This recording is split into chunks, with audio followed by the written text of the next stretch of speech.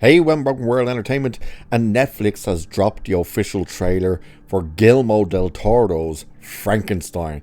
Now, unfortunately, we can't look at the trailer because Netflix is very much like Universal. They will hit you and hit you hard.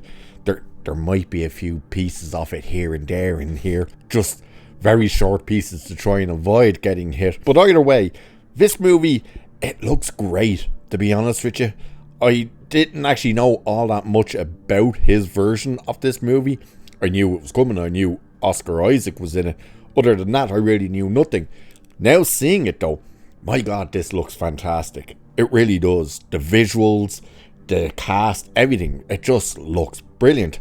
I, for one, am now pretty excited about this movie. Now, unfortunately, we have to wait until November for this thing to come out. So we're not exactly right around the corner at this stage. But visually, yeah, it looks stunning. And what's quite interesting actually about the visual look of the movie is if you didn't know it was Guillermo del Toro, you could be forgiven for thinking it might be Tim Burton. There's a lot of similarities between a Tim Burton look and this, what we're seeing in this.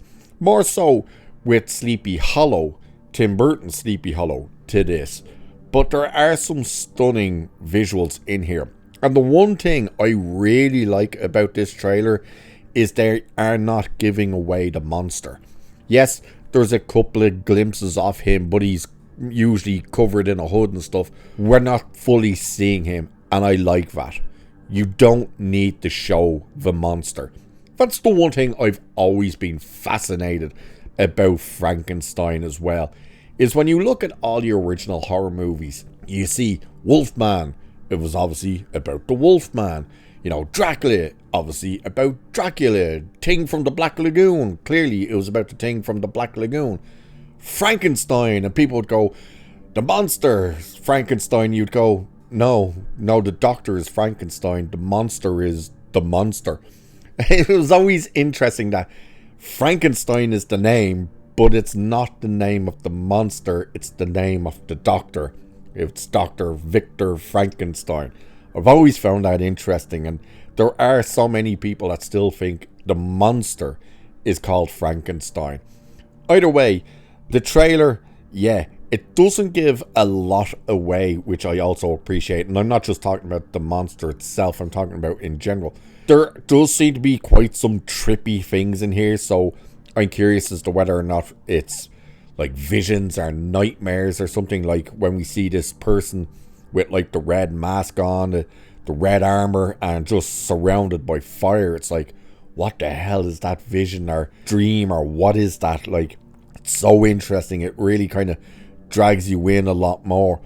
The fact that we're seeing his experiments clearly happening with multiple bodies. It doesn't look like he's just stitching one together. Maybe it is, but just from the shot where we see the room and there's just like bodies everywhere, on tables, on the floor, you name it. It's like, is he trying multiple experiments to see what can happen? Or are these all people who he's going to like basically chop up and put together to be the monster? I find that part in like the committee, I'm assuming it is, or some sort of council, where he's got like at least half of a body like sitting up on a chair. So I'm curious as to whether this is a part of the experiment, that he will use electricity and that part of the body will come alive and start doing things to try and convince them that his project is worth investing in or something. Don't quite know. But again, like the fact that it's not giving too much away, doesn't give away the monster. The visual effects look great as well. It's interesting. This is one of these kind of movies that you would look at and say, you know, had this been put on the big screen, would it be a success? Or does it suit it more to go directly to Netflix? Don't quite know. I think just looking at it visually and stuff, I think this would probably do really well on the big screen. And wasn't Guillermo del Toro meant to actually do at least The Bride of Frankenstein for the dark universe? You know, the Alex Kurtzman attempt at rejuvenating the monster universe that failed in its first attempt with The Mummy. I'm pretty sure he was meant to do one of them. And it mightn't have been the Bride of Frankenstein. It might have been like the Invisible Man or something. But I do recall that Guillermo was meant to do one of those movies. Just can't remember which one. But now obviously he has this version of Frankenstein coming to Netflix.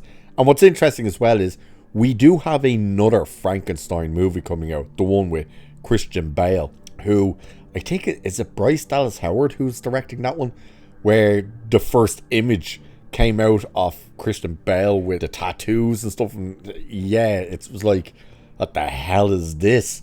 This looks much more like the Frankenstein movie everyone's going to go for.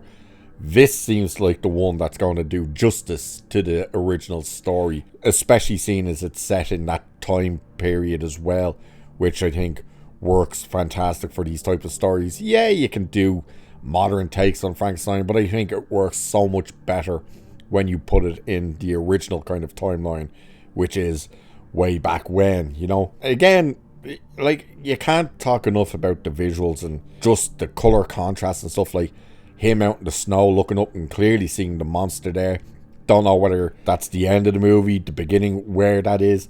That visual of the coffin, this unusual coffin with the red kind of velvet area where the head is, and just the contrast with this, the black cloaks walking in the snow with this pure white coffin with the red on it, looks fantastic. That image of the frozen horse with the guy on its back, insane. You know, yeah, it's just, you're looking at all this and you're like, where does this all fit in? How does this all come about? And where the hell does this movie go? And is it a one and done? Like, could it possibly be one that tries to set up a future movie? Hopefully not. Hopefully it's like, if it's good enough for a sequel, fine. But as long as the story that's been told in this is a one and done story, you know, in terms of, don't have it setting up the next movie, just have it as its own story and let it end as its own story. Either way, I'm looking forward to this. Really like the trailer. Unfortunately, again, we couldn't actually just watch the trailer because Netflix will hit us something terrible. But overall, really like the trailer, like the cast, like the look, the visuals, everything, the setting.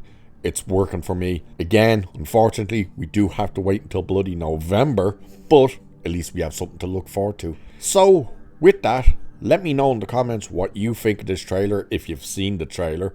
If not, have a look, come back, let us know in the comments.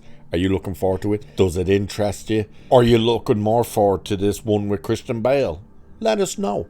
And with that, I will leave it there for this one. Like, share, subscribe, all that good stuff. Cheers, and I'll catch you in the next one.